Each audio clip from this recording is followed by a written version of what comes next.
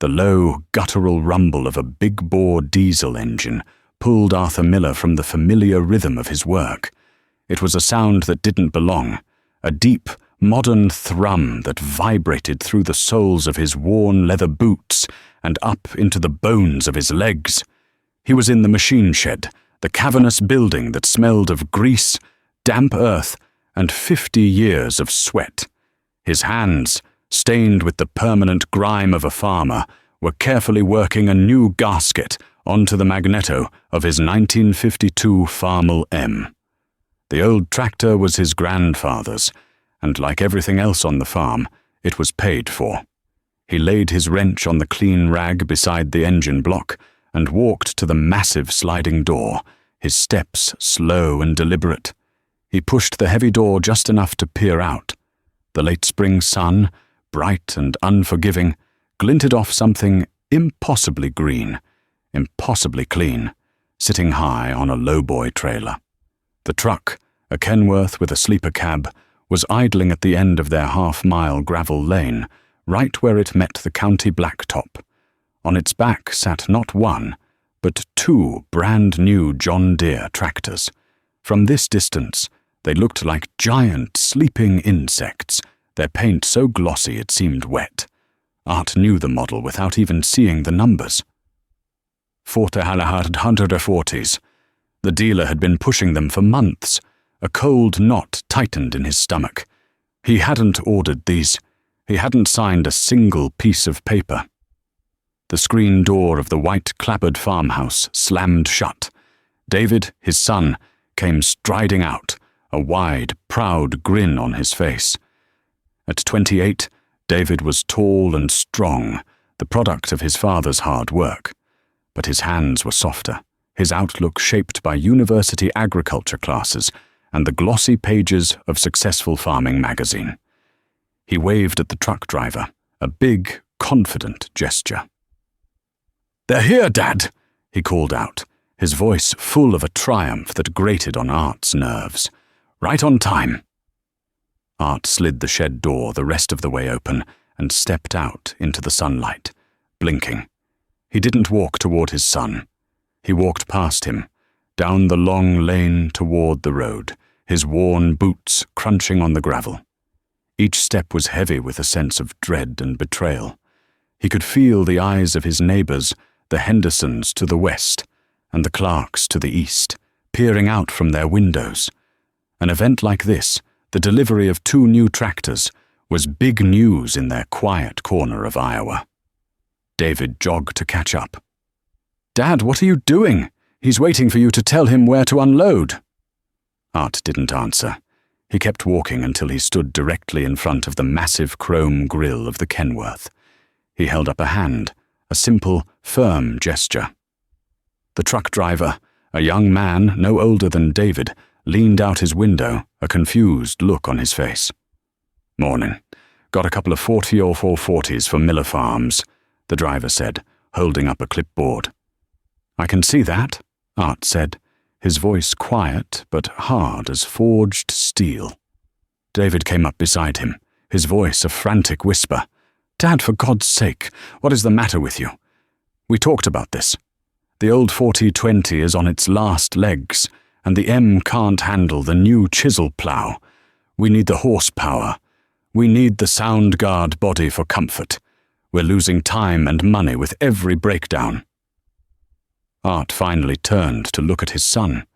He saw the ambition in his eyes, the impatience. He saw a young man who saw farming as a business of numbers and assets, not a legacy of soil and soul. "We talked about it," Art corrected him gently. "You talked. I listened. I never agreed. I never signed." "The bank agreed," David shot back, his face flushing with anger and embarrassment. "They approved the loan in an hour. They said we were a prime investment. They know we need to modernize, to expand." "The bank," Art said, the words tasting like ash in his mouth. "The bank doesn't have to get up in the middle of the night to check on a calving heifer. The bank doesn't lose sleep when a hailstorm flattens a corn crop. The bank just wants its payment, every month, no matter what." That piece of paper you signed, son. That's a chain, and you were about to lock it around this farm's neck for the next 10 years. He looked past David at the two gleaming green machines.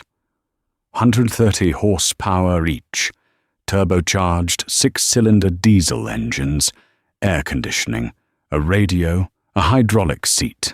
They represented everything he had fought against his entire life. Debt. He and his father had nearly lost this place in the 30s. He'd watched neighbors sell out in the 50s because they'd overextended themselves. The one lesson his father had hammered into him, harder than any fence post, was to never owe a man a single dime you couldn't pay back tomorrow. Those tractors, Art said, pointing a calloused finger, cost more than your grandfather paid for this entire farm, land and all. And what do you get? A little more speed? A cool breeze on your neck in July? For that, you're willing to risk everything? It's not a risk, it's an investment, David pleaded, his voice cracking. Bob Henderson just bought a new International 1086 and another 80 acres. The Clarks are talking about a versatile 4-wheel drive.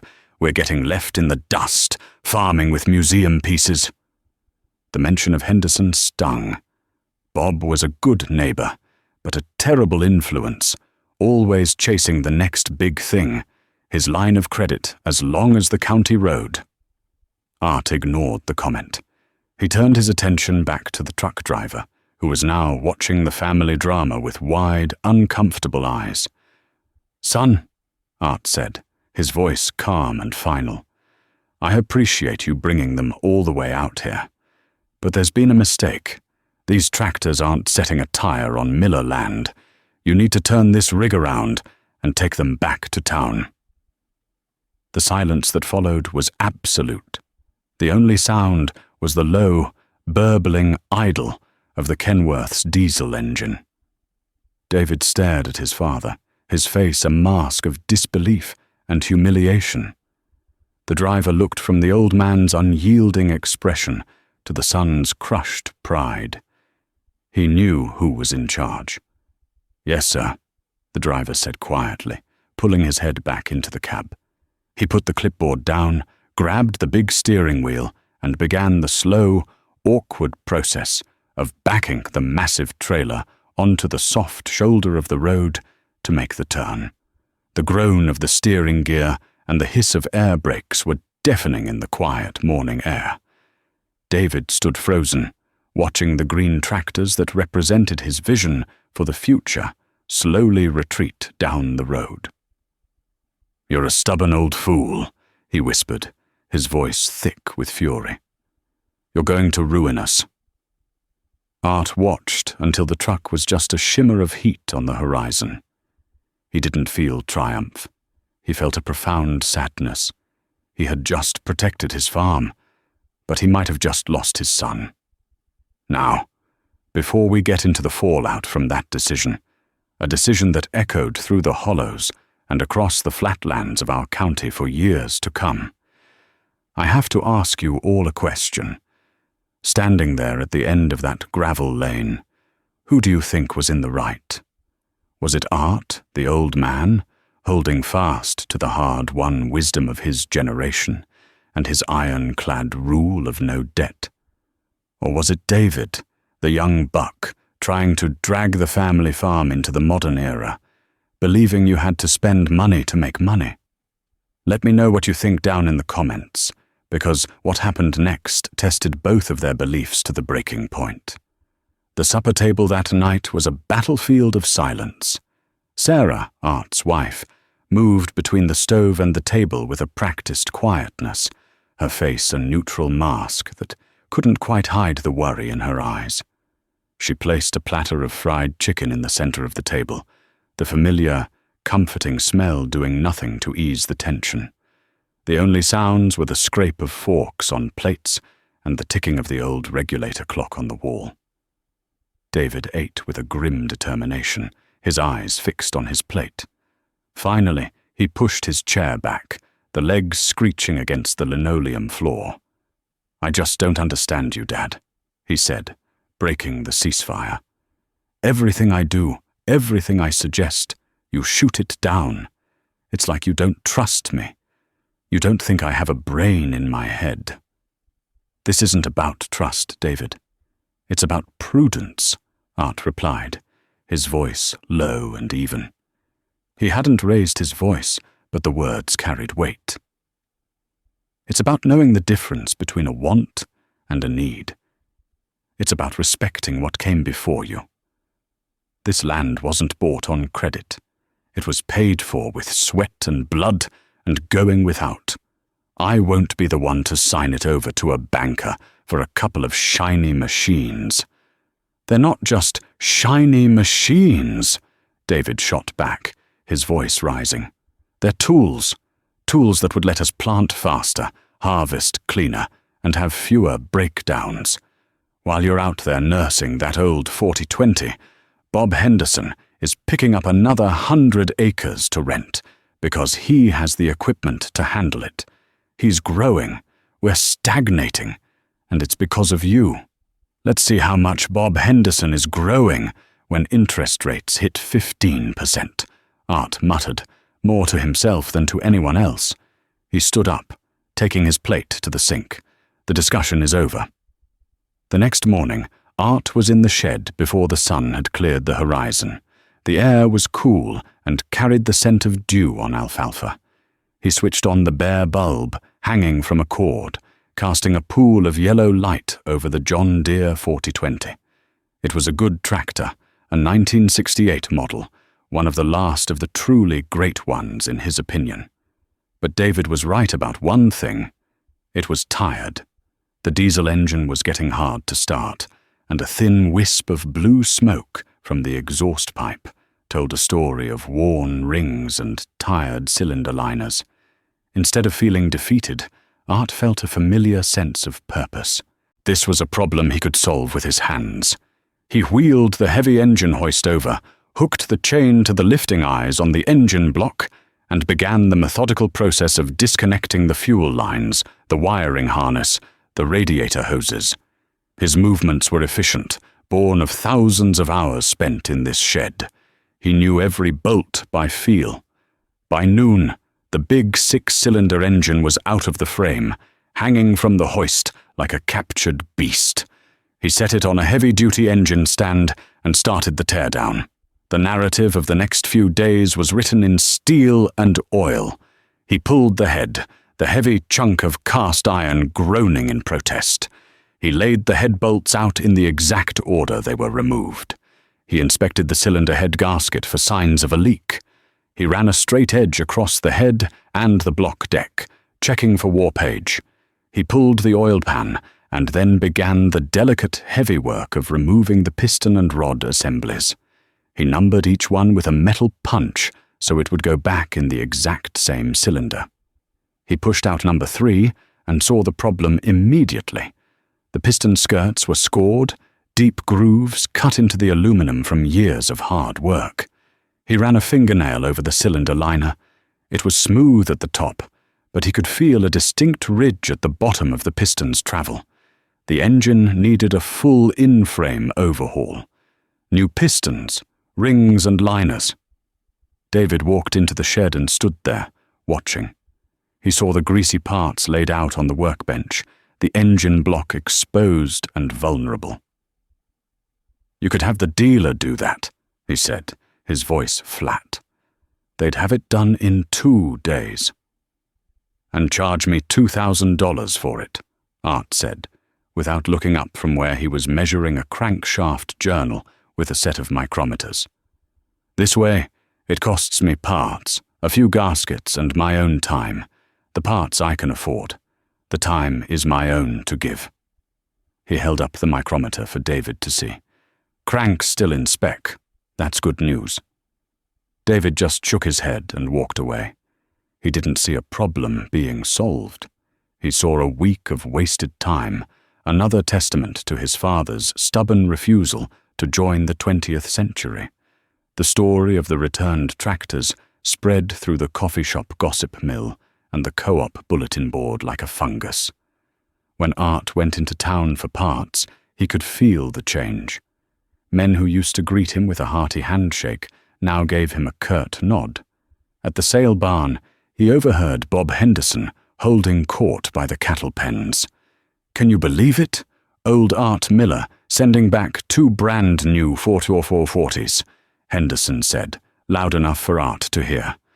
"Says he doesn't like debt. Hell, in this economy, debt is how you get ahead. You gotta use the bank's money to make your own. He's still trying to farm like it's 1955. His boy, David, he knows what's what, but the old man's holding him back." The other men murmured in agreement. Art felt a hot flush of anger, but said nothing. He paid for his hydraulic fluid and left, the laughter of the other farmers following him out the door. They saw him as a relic, a stubborn old man afraid of progress. They couldn't see the quiet terror he felt at the thought of owing the bank that much money. They hadn't lived through the lean years. Their memories were short. His was long. The planting season was a trial by fire. Just as David had predicted, the old equipment fought them every step of the way. The freshly rebuilt 4020 ran like a top, purring with a smooth power it hadn't had in years. But then the transmission started slipping out of 5th gear under a heavy load. It meant splitting the tractor, a massive, time-consuming job Art had to do on a weekend. Then, while cultivating the South 80, the Farmall M, the tractor he had learned to drive on, threw a connecting rod. The bang was like a shotgun blast, followed by a sickening grinding sound and a plume of thick, white smoke. David threw his hat on the ground in disgust. "That's it! I've had it!" he yelled over the dying gasps of the engine. "This is exactly what I was talking about. We'd be done planting by now with the new tractors. We'd be working on fences, spraying weeds. Instead, we're stuck out here with a boat anchor." Art stared at the hole blown clean through the side of the engine block. A feeling of genuine loss washed over him. That tractor was a part of him. But he didn't let the despair show. He just sighed, wiped the grease from his hands onto his jeans, and said, "Well, let's get the chain. The 4020 will have to pull her home." That night, working under the single bulb in the shed, Art welded and patched, scavenged parts from an old donor engine he kept behind the barn, and drank bitter black coffee. He was proving his point, that he could keep the old iron running, that he could overcome any obstacle through sheer will and mechanical skill. But as he finally fell into bed near dawn, his body aching and his mind numb with exhaustion, he had to admit the cost was getting higher and higher. The next few years passed in a blur of hard work and good fortune. The world changed. In the mid-1970s, President Nixon ended the grain embargo with the Soviet Union, and suddenly American wheat and corn were flowing overseas in unprecedented amounts. Commodity prices, which had been stable for years, shot through the roof. A bushel of corn that was worth $1.25 one year was suddenly worth $3, then $3.50. The government, led by Secretary of Agriculture Earl Butz, was telling farmers to plant fence row to fence row. It felt like the good times would never end. For men like Bob Henderson, it was a golden age. The soaring prices justified his borrowing. With the bank's money, he bought the 80 acres that bordered Art's land to the east when old man Peterson finally retired. He didn't haggle, he paid top dollar, confident that land values would only go up. He put up 2 massive new grain bins, their corrugated steel gleaming in the sun. A state-of-the-art machine shed followed, big enough to house a fleet of machinery. He traded in his 2-year-old International for a brand new 1486 and bought a massive articulating Steiger 4-wheel drive tractor that could pull a 30-foot field cultivator, doing in one pass what took Art 3. Henderson drove a new Ford F-250, the Lariat model, with plush seats and air conditioning. He was the very picture of modern agricultural success. David watched it all with a mixture of envy and resentment. Every time a new piece of equipment was delivered to the Henderson farm, it was another knife in his gut. "Look at him, Dad," he'd say, standing by the fence line, watching Henderson's Steiger chew up the earth. "He's going to be farming 1,000 acres by next year. He's making real money. We're over here patching tires and rebuilding carburetors. We had a couple of good years, and what did we do with the money? You put a new roof on the barn and tiled that wet spot in the back 40.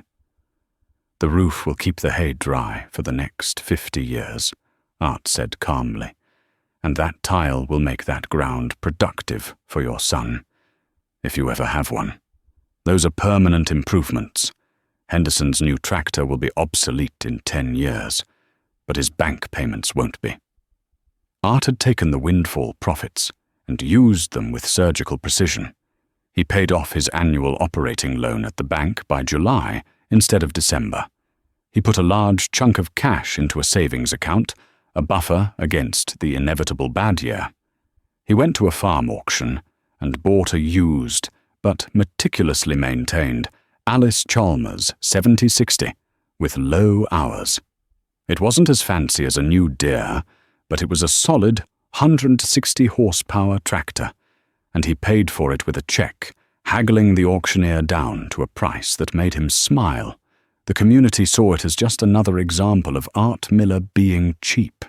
They didn't see the freedom in that paid-in-full receipt. They saw a man who was afraid to take a chance, who was content to be a small-timer while the world was passing him by. But Art was starting to see shadows on the horizon that no one else seemed to notice. He listened to Paul Harvey on the radio at noon, and the news was all about inflation. The price of fuel, fertilizer, and seed was climbing at an alarming rate. The interest rate on his small operating note, the one he always paid off in a few months, had been a steady 7% for years. Then it was 9. The next year, the banker, a man named Frank, who was Art's age, called him into his office. "The prime rate went up again, Art," Frank said, looking grim. "Your note for this spring is going to be at 12%. 12? Art said, stunned.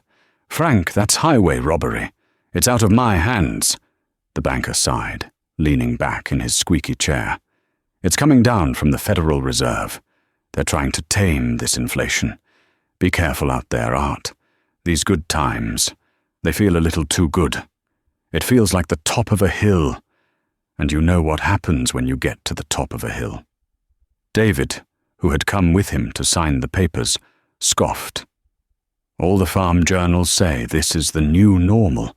They say land is the best hedge against inflation. They're predicting $5 corn." Frank just looked at Art and gave a slight, almost imperceptible shake of his head. That night, Art couldn't sleep. He sat at the old oak kitchen table long after Sarah and David had gone to bed, the farm's account books spread out before him.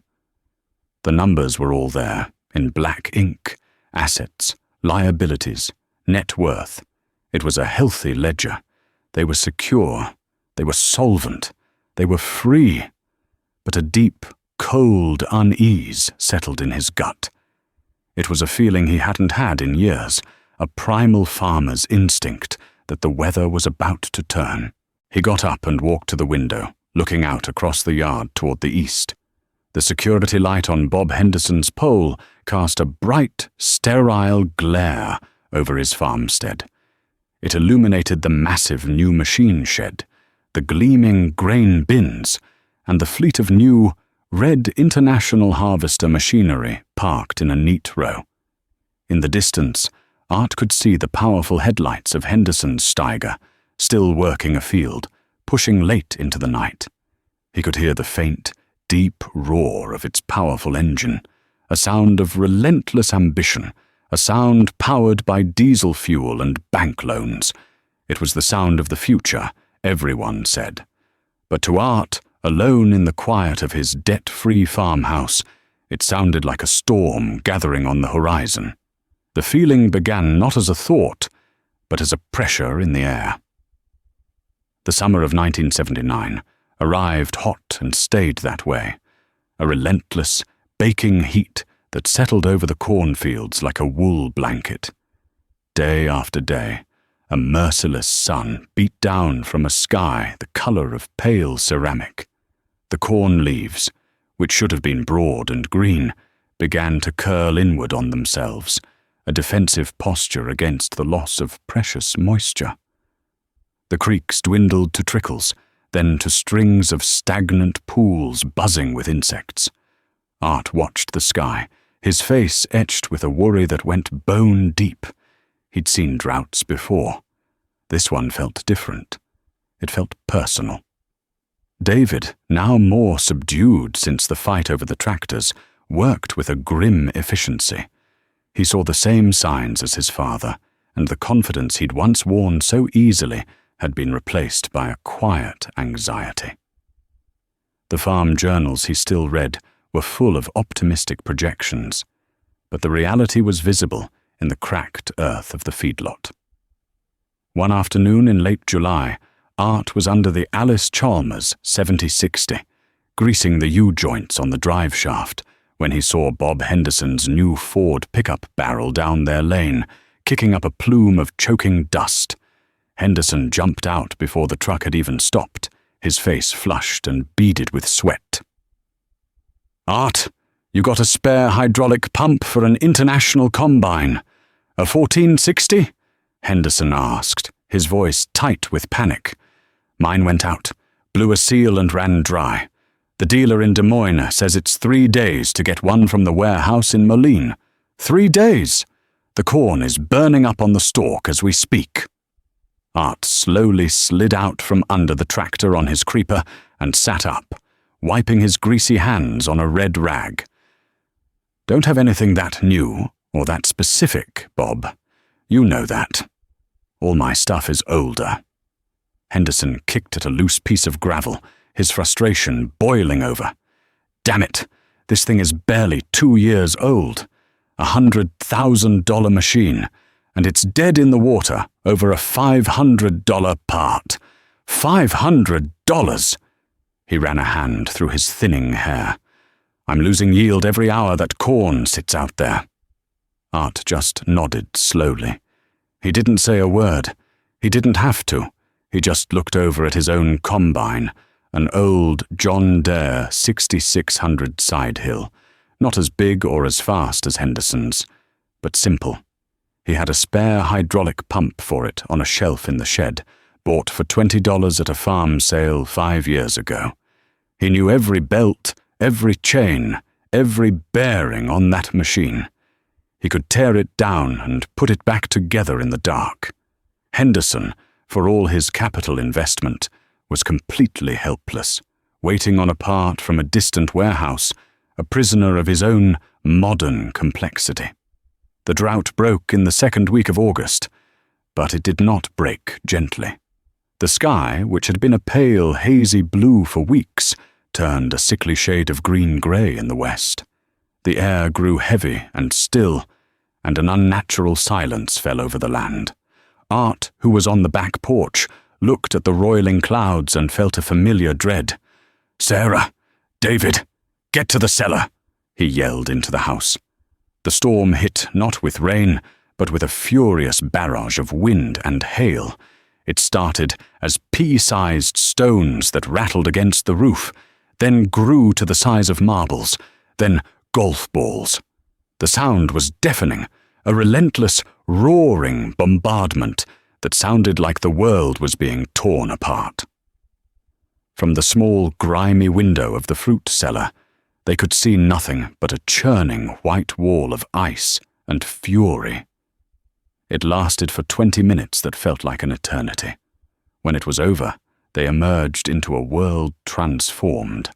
The air was cold, smelling of shredded leaves and bruised earth. The ground was white with hail, piled up in drifts like winter snow, and the corn was gone.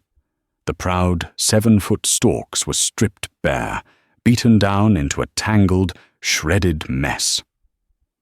What had been a promising, if drought-stressed, crop was now little more than green silage lying ruined in the fields. A year's work, a year's income, obliterated in 20 minutes. David walked out into the nearest field, his shoulders slumped. He picked up a stalk, the leaves torn to ribbons, the ears of corn smashed and broken. He looked back at his father, his eyes full of a despair that mirrored Art's own. The false hope of the last few years, the illusion of control, had been stripped away as brutally as the leaves from the corn stalks. The final blow came not from the sky, but from the radio. In January of 1980, President Carter announced a grain embargo against the Soviet Union in response to their invasion of Afghanistan.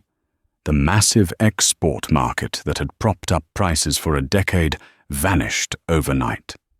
The price of corn, which had been hovering near $3 a bushel, collapsed. It fell to $2.50, then $2. By the time farmers were selling what little crop they had salvaged, they were lucky to get $1.80. Art sat at the kitchen table, staring at his account book. His income for the year was less than a third of what it had been the year before. But his expenses, fuel, seed, fertilizer, had all doubled. He looked at the bottom line. For the first time in 20 years, the farm had lost money. A significant amount. He tapped the page with his finger, then looked at David, who was sitting across from him. "This," Art said, his voice a low, gravelly rumble, "is why we don't have debt. We can take this hit. It hurts. It hurts bad. But it won't kill us. We have the savings. We'll tighten our belts. We'll get by." David said nothing. He just stared out the window toward the Henderson place, where the big yard light burned defiantly against the dark winter sky. He was finally beginning to understand the terrifying mathematics of his neighbor's situation. Henderson had the same hail, the same low prices, the same high input costs. But Henderson also had mortgage payments on 200 acres of overpriced land. He had loan payments on $500,000 worth of new equipment, and he had interest rates that were climbing like a fever. The storm on the horizon his father had seen was no longer distant. It was here, and it was about to break. The early 1980s descended on the heartland like a plague. The Federal Reserve, in a desperate attempt to slay the dragon of inflation, jacked up interest rates to levels not seen in a lifetime. The prime rate, the number that dictated everything, climbed to 15, then 18, then an unthinkable 21%. For farmers who had borrowed heavily in the 70s, it was a death sentence. Their variable rate loans, once manageable at 8%, were now crushing them. The first sign of the apocalypse was the color of the notices tacked to the courthouse door. A sickly pink. Foreclosure notices. At first there was one, then 3, then a dozen.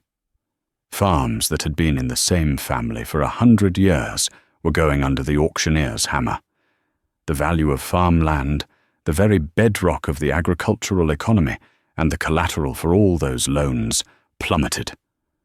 A man who had borrowed against land worth $3,000 an acre now found his land was only worth $1,000, while the debt remained the same. They were trapped. Art and David saw Bob Henderson at the co-op one spring morning. He looked like a ghost. His face was pale and gaunt, his eyes hollowed out. He had lost 30 pounds. He bought a single bag of seed corn and paid for it, with a crumpled wad of cash, avoiding the cashier's eye. The man who once bought everything on credit, who drove the fanciest pickup in the county, was now counting out single-dollar bills for one bag of seed. He saw Art and gave a weak, tired nod, the bravado completely gone, replaced by a deep and abiding shame. The pink notice for the Henderson farm went up in June. The auction was set for the first Saturday in August. The whole community was shaken. If Bob Henderson, the poster boy for progressive farming, could go under. No one was safe. The day of the auction was hot and still, the air thick with humidity and a funereal quiet. Nearly every farmer in the county was there, not as bidders, but as mourners. They stood in silent clumps, their hats in their hands, as the auctioneer, a man they all knew, began his somber work. The equipment went first, the massive Steiger four-wheel drive, Henderson's pride and joy, sold for less than half of what he still owed on it. The big international combine, the one that had been crippled by a broken hydraulic pump, went for a song. David watched, his face ashen. He recognized the look in the banker's eyes as he jotted down the pathetic sale prices, a cold, impersonal accounting of a man's ruin. Art stood at the back of the crowd, his arms crossed. He felt no triumph, no vindication. He felt only a profound, gut-wrenching sorrow. He saw Bob's wife, Mary, sitting on the porch steps of the farmhouse, her face buried in her hands. Their two young children huddled beside her, confused and scared. This was the true cost of those shiny machines, of chasing the dream of getting bigger. It wasn't just about assets and liabilities, it was about lives, about families being torn from the land that had defined them. When the machinery was gone, the auctioneer moved on to the land. He started with the 80 acres Henderson had bought from the Peterson place. The bidding was slow, reluctant. No one wanted to be seen as profiting from a neighbor's misery. David turned to his father. "We could buy it, Dad," he whispered. "It's good land. It's going cheap." Art looked at his son, then over at the porch where Mary Henderson was weeping. He shook his head. "No," he said, his voice firm. "We're not vultures." He started walking, not away from the auction, but toward the farmhouse. He walked past the clusters of silent farmers, past the banker with his clipboard, and up the porch steps. He sat down on the step next to Bob Henderson, who was staring blankly at the ground, his shoulders slumped in utter defeat. For a long time neither man spoke. The auctioneer's chant was a meaningless drone in the background. Finally, Art cleared his throat. "Bob," he said quietly, "that old M of mine, the one I blew the engine in a few years back. I never got around to putting a new block in it. It's just sitting in the shed. I was wondering, if you weren't too busy, if you'd be willing to take a look at it for me. I'd pay you, of course. I need a good mechanic." Henderson looked up, his eyes bloodshot and confused. "A mechanic? Art, I just lost everything." "I know," Art said, "but you haven't lost what's in your head or what's in your hands. You always knew how to make those red tractors run. I figure you could handle an old farm all. It'd give you something to do. Some cash in your pocket."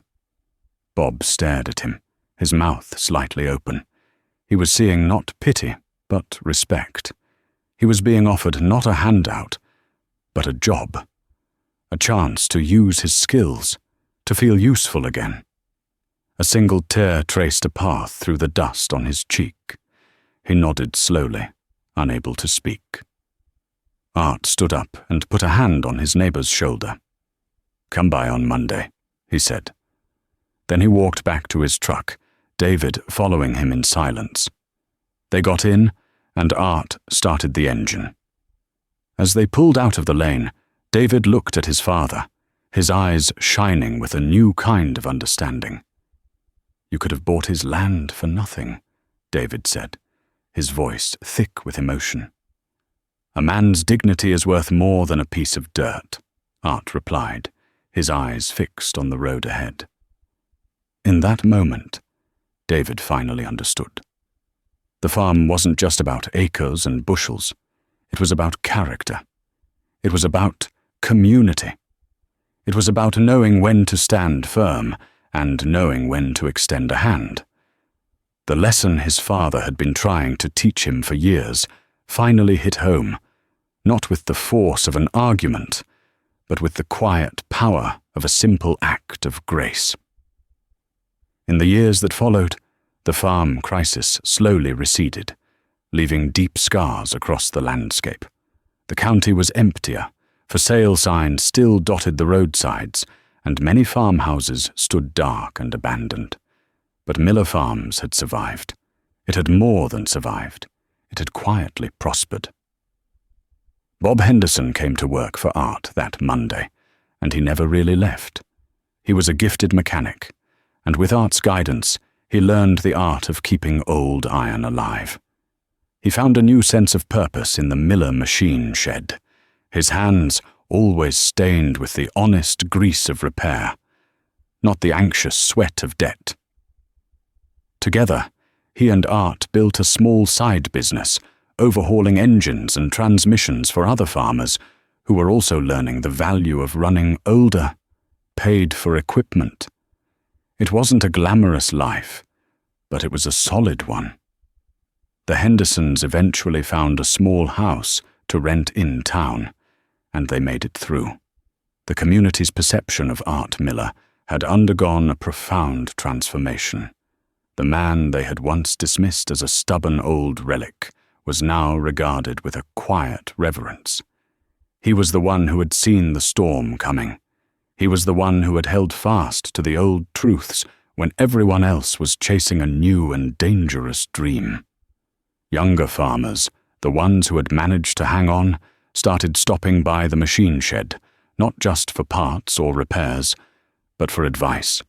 They'd lean against a workbench, a cup of coffee in their hands, and just listen as Art talked about crop rotation, about building up the soil, about the critical difference between a good year's profit and a 10-year loan payment. David, humbled and reshaped by the crisis, became his father's truest disciple. The ambition was still there, but it was now tempered with his father's hard-won wisdom. He learned to read a balance sheet, not just for its potential, but for its risk. He learned the quiet satisfaction of paying for a piece of equipment with a check, of walking out of the dealership owning it free and clear. He married a local girl, a teacher named Emily, and they moved into a small house they built on the corner of the home place. One crisp autumn afternoon, years later, Art stood by the fence, watching David cultivate a field. He was driving the Alice Chalmers 7060, the tractor Art had bought at the auction all those years ago. It ran as smoothly as the day it was new. Behind him, on a smaller, older tractor, a John Deere 4020, was David's son, 10-year-old Michael. He was pulling a small wagon, picking up rocks from the field, his face a mask of concentration. The farm was a tapestry woven across 3 generations. Art was an old man now. His hair was white, his movements slower, his hands gnarled by arthritis and a lifetime of hard work. But his eyes were clear. He walked back to the machine shed, the place that had always been his sanctuary. The familiar smell of grease and earth welcomed him home.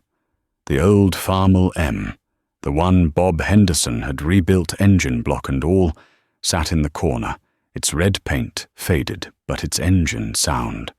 He heard footsteps and turned to see young Michael standing in the doorway, his face smudged with dirt. "Grandpa," the boy said, "Dad told me a story once, about 2 big new green tractors." Art smiled, a slow, deep smile that crinkled the corners of his eyes. He walked over to his old wooden workbench and picked up a heavy steel wrench. He held it out to his grandson. The boy took it, feeling its weight in his small hands. "That's right," Art said, his voice softer now, but still carrying the weight of the land. "They were beautiful machines. They had air conditioning and a radio. They promised an easier life." He paused, looking past his grandson, out the open door of the shed, across the fields that stretched to the horizon, land that was still and would always be theirs. "But what you hold in your hand, Michael," he said, tapping the wrench, is more important. This represents something else. It's the skill to fix what's broken. It's the patience to make do with what you have. And it's the freedom of not owing any man a single thing you can't pay back tomorrow. Some people thought I was turning away the future that day. But I wasn't. I was protecting yours. The boy looked down at the wrench, then back up at his grandfather, a glimmer of understanding in his young eyes. Outside, the low, steady rumble of the Alice Chalmers was the only sound, a reliable heartbeat on the quiet land. It was the sound of survival, of legacy, of a hard-won peace. And for Art Miller, it was the sweetest music in the world.